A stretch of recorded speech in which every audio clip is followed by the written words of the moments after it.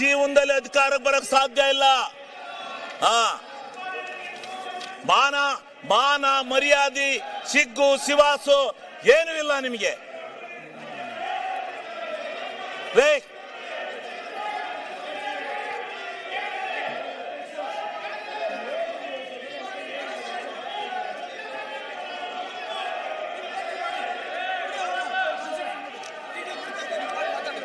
ಈಗ ಸನ್ಮಾನ್ಯ ಅಧ್ಯಕ್ಷರೇ, ನೀವು ಎಂತ ಅಯೋಗ್ಯರು ಅಂತ ಕರ್ನಾಟಕ ರಾಜ್ಯ ಟಿವಿಲೆಲ್ಲ ಹೇಳ್ತಾವ್ರಂತೆ. ಕರ್ನಾಟಕ ರಾಜ್ಯ ಟಿವಿಲೆಲ್ಲ ಬರ್ತಾ ಇದ್ದಾರೆ ಬಿಜೆಪಿ ಅಯೋಗ್ಯರು ಅಂತ, ಅಯೋಗ್ಯರು ಬಿಜೆಪಿ ಅಂತ ಕರ್ನಾಟಕ ರಾಜ್ಯದಲ್ಲಿ ಹೇಳ್ತಾ ಇದ್ದಾರೆ. ಸರಿಯಾಗಿರ್ತಕ್ಕಂಥ ಕ್ರಮ ಅಲ್ಲ.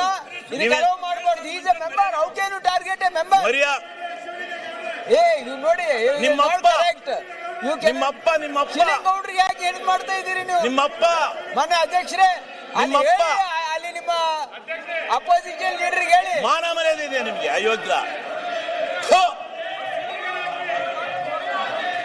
ಸನ್ಮಾನ್ಯ ಅಧ್ಯಕ್ಷರೇ, ಮಹಾತ್ಮ ಗಾಂಧೀಜಿ ಅಂತ 250 ವರ್ಷಗಳ ಕಾಲ ಈ ದೇಶದ ದಾಸತ್ವದಿಂದ ಬ್ರಿಟಿಷ್ನವರಿಂದ ಹೋರಾಟ ಮಾಡಿದಂತ, ನಮ್ಮ ಹೋರಾಟವನ್ನು ಮಾಡಿ ನಮ್ಮ ಭಾರತ ದೇಶಕ್ಕೆ ಸ್ವತಂತ್ರವನ್ನು ತಂದುಕೊಟ್ಟಂತ ಒಬ್ಬ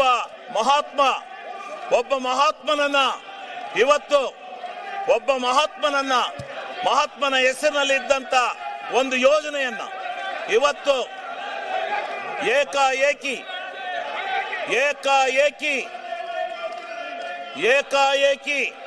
ಇವತ್ತು ಆ ಹೆಸರನ್ನ ಬದಲಾಯಿಸಿ ಈ ದೇಶದ ಒಬ್ಬ ಮಹಾತ್ಮನಿಗೆ ಈ ಬಿಜೆಪಿಗರು ಈ ದೇಶದಲ್ಲಿ ಅವಮರ್ಯಾದೆಯನ್ನು ಮಾಡಿದ್ದಾರೆ. ಈ ದೇಶಕ್ಕೆ ಇವತ್ತು ಯಾವ ಸ್ವತಂತ್ರ ಭಾರತವನ್ನು ತಂದುಕೊಟ್ಟಂತ ಒಬ್ಬ ಮಹಾತ್ಮನಿಗೆ ದ್ರೋಹ ಬಗೆದು ಅವನ ಹೆಸರನ್ನ ಬದಲಾವಣೆ ಮಾಡಿ ಬೇರೆ ಹೆಸರನ್ನ ಇಡ್ತಾ ಇದ್ದಾರೆ.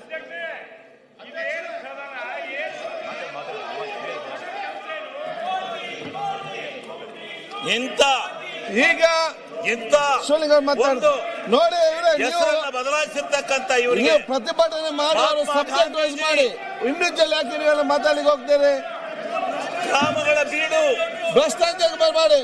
ಹಳ್ಳಿಗಳ ಸ್ವರಾಜ್ಯ ಆಗಬೇಕು, ಗ್ರಾಮ ಸ್ವರಾಜ್ಯ ಆಗಬೇಕು ಅಂತೇಳಿ ಮಹಾತ್ಮ ಗಾಂಧೀಜಿಯವರು ಹೋರಾಟವನ್ನು ಮಾಡಿದರು.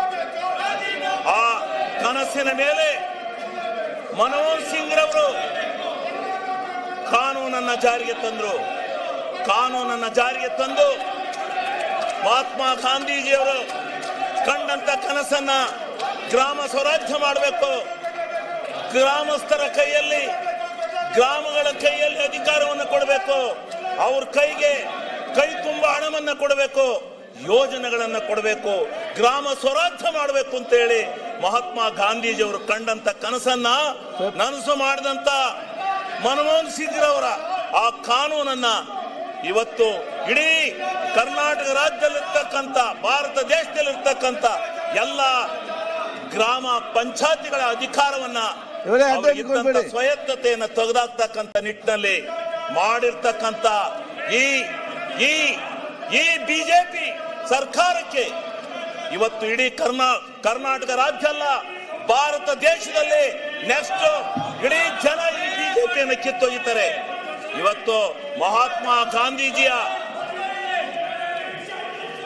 ಇಲ್ಲ ನೀನು ನಿನ್ನ ಹೆಂಡತಿ ತಹಸೀಲ್ದಾರ್ ಬಿಟ್ಕೊಂಡು ದುಡ್ಡು ಹೊಡೆದಲ್ಲ, ಅಲ್ಲಿ ಹೋಗಿ ಹೇಳ್ತಾರೆ ಚಿಂಚೋಳಿಲಿ ಎಷ್ಟೆಷ್ಟು ದುಡ್ಡು ಹೊಡಿತಾ ಇದೀಯ ಅಂತ ನೀನು ತಹಸೀಲ್ದಾರ್ ಬಿಟ್ಕೊಂಡು.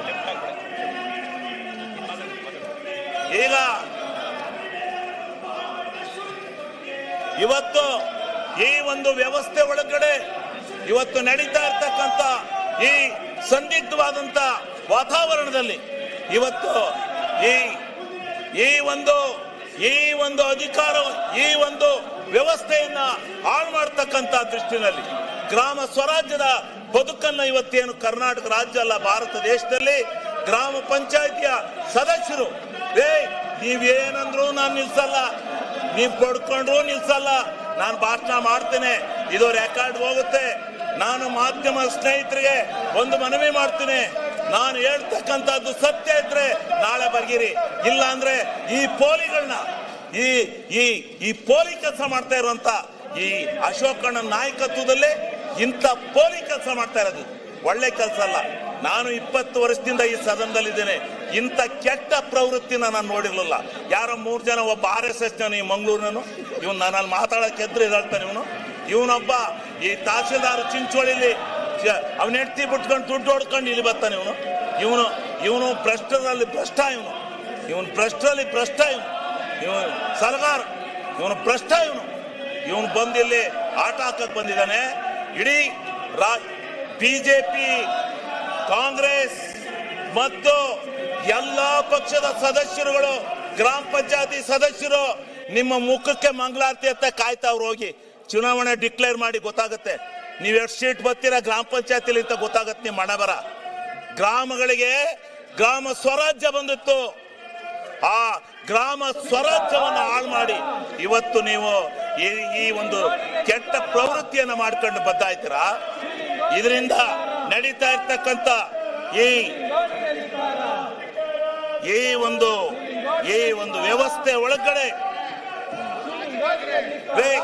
ರೇ ಅಧ್ಯಕ್ಷರೇ, ಇಂಥ ಕೆಟ್ಟ ನಡತೆಯನ್ನ ಆಸ್ತಿ ವರಿಕೆ ರೇ ಅಧ್ಯಕ್ಷರೇ, ಇಂಥ ಕೆಟ್ಟ ನಡತೆಯನ್ನ ವರಿಕೆ ಹಾಕಕ್ಕೆ ಹೆದರಿಕೆತ್ತಿರಲ್ರಿ.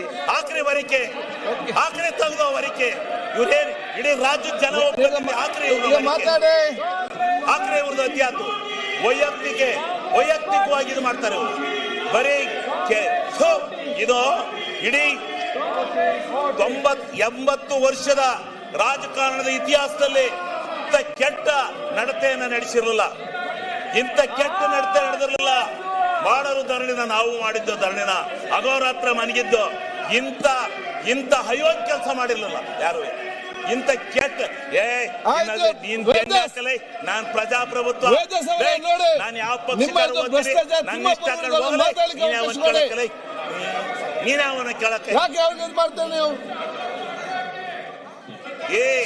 ಗ್ರಾಮ ಸಭೆಯಲ್ಲಿ ನಿರ್ಣಯ ಆಗ್ತಾ ಇತ್ತು.